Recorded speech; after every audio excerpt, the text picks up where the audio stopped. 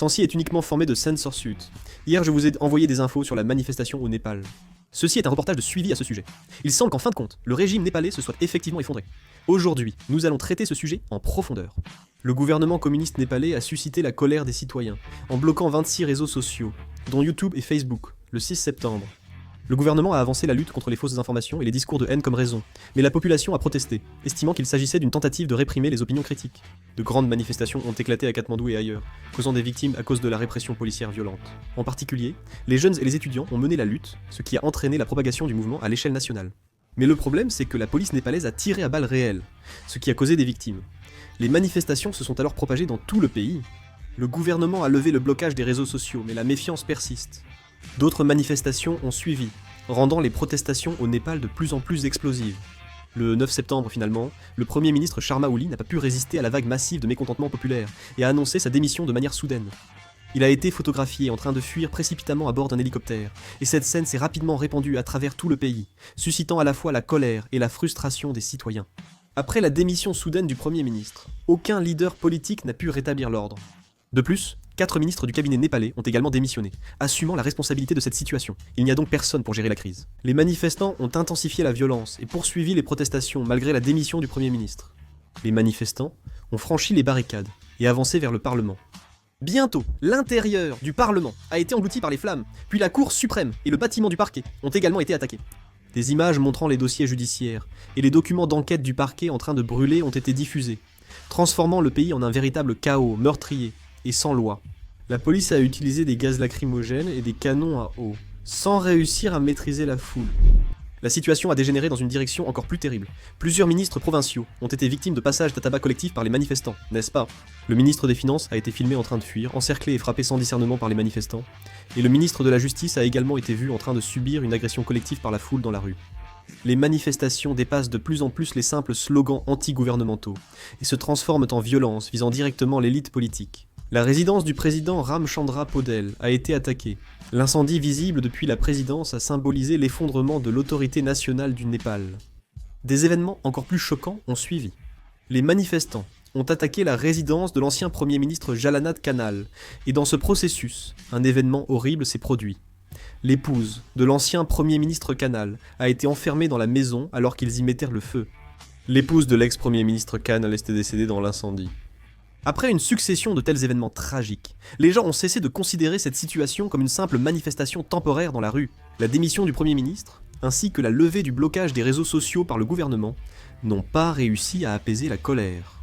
Au contraire, les gens étaient convaincus qu'il fallait renverser le système corrompu et ont intensifié leur participation aux manifestations.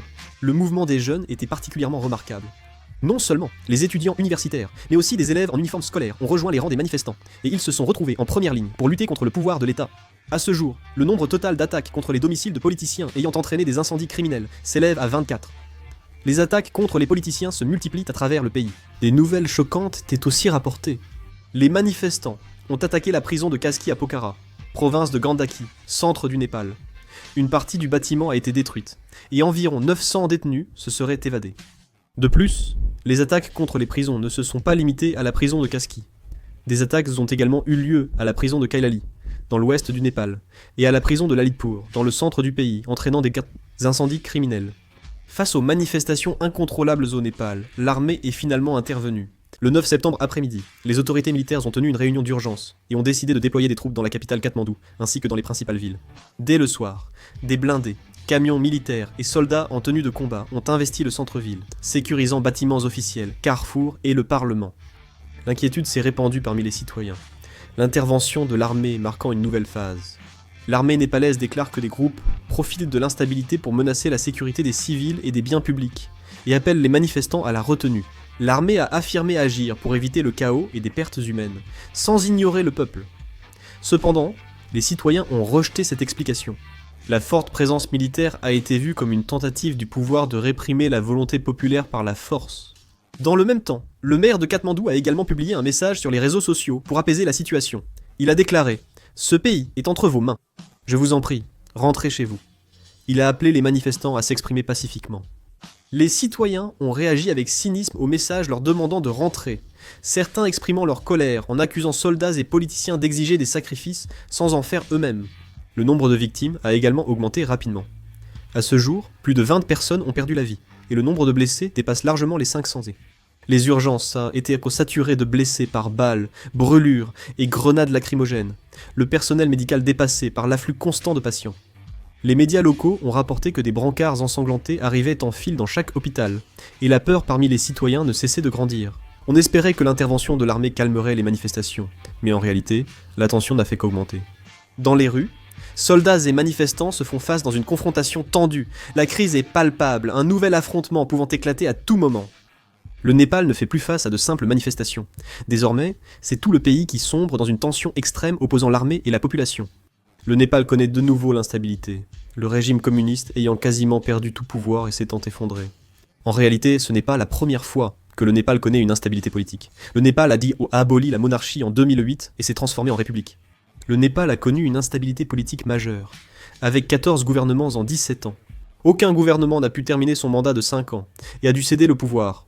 En réalité, le Népal est un pays bien plus instable politiquement qu'on ne le pense. Plusieurs coups d'État, des soulèvements, et une guerre civile dans les années 90. On espérait qu'à partir de 2008, la situation se stabiliserait enfin, et que le pays retrouverait une certaine stabilité. Mais cet espoir s'est avéré vain. La politique népalaise rime désormais avec incompétence et corruption. La carrière politique du Premier ministre Saima Sharma Oli symbolise l'instabilité chronique du Népal. L'instabilité politique chronique a freiné les investissements étrangers, entravé le développement économique et poussé des millions de jeunes Népalais à chercher du travail à l'étranger, surtout en Corée, Malaisie et au Moyen-Orient. D'après la Banque mondiale, environ 2000 jeunes Népalais partent chaque jour travailler au Moyen-Orient ou en Asie du Sud-Est. Alors maintenant que le régime communiste népalais s'est effondré, l'opposition va-t-elle prendre le pouvoir ? En réalité, cela ne semble pas non plus être le cas. Parmi les partis d'opposition au Népal, il y a encore un autre parti communiste népalais. Il y en a même un ou deux de plus, dont un parti maoïste et un parti socialiste unifié. Donc, même si le régime communiste s'effondre, il est probable qu'un autre parti communiste népalais prenne le pouvoir. Actuellement, l'armée népalaise est en mouvement et a lancé une opération de stabilisation de la sécurité le 9 septembre à 22h heure locale. 26 manifestants violents ont été arrêtés et l'armée népalaise a évacué des responsables gouvernementaux par des moyens spéciaux. Il semble que l'armée ait pris le pouvoir, car les pouvoirs législatifs, judiciaires et exécutifs sont actuellement vacants. Les manifestants protègent les bâtiments du pouvoir. Le Premier ministre a démissionné et les ministres sont pourchassés. Ici, seule l'armée semble pouvoir reprendre le contrôle. Il reste à observer l'évolution de la situation. L'armée népalaise a annoncé que le déploiement urgent de troupes dans le centre-ville le 9 septembre après-midi avait officiellement pour but de maintenir l'ordre public. Les autorités militaires affirment que cette mesure est nécessaire pour la sécurité et la protection des biens de l'État. Pourtant, la société civile s'interroge. S'agit-il d'ordre public ou d'un possible coup d'État militaire ? Certains articles rapportent déjà que l'armée aurait pris le pouvoir. Si l'on regarde la situation sur place, le pouvoir législatif et le pouvoir judiciaire sont paralysés, incapables d'agir en raison de la défense et du blocage par les manifestants, tandis que l'exécutif se retrouve dans un vide de pouvoir suite à la démission du Premier ministre et à la série de départs des ministres. Dans ces conditions, le seul organisme capable de poursuivre effectivement la gestion de l'État est l'armée. C'est pourquoi il est évoqué la possibilité que l'armée, sous prétexte de maintenir l'ordre, mette en place un organe de gouvernement provisoire, tel qu'un comité de mesures d'urgence. On ignore si ce comité sera un organe transitoire pour rétablir l'ordre, ou s'il deviendra un régime militaire durable.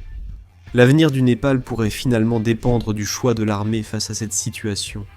Si l'armée garde brièvement des mesures d'urgence avant de rendre le pouvoir aux civils via des élections anticipées, le chaos pourrait être limité. Mais si elle veut garder le pouvoir, le Népal risque de replonger dans un régime militaire. Et vous, comment percevez-vous la situation actuelle au Népal ? Pensez-vous que la stabilité politique reviendra dans ce pays ? N'hésitez pas à partager votre avis dans les commentaires.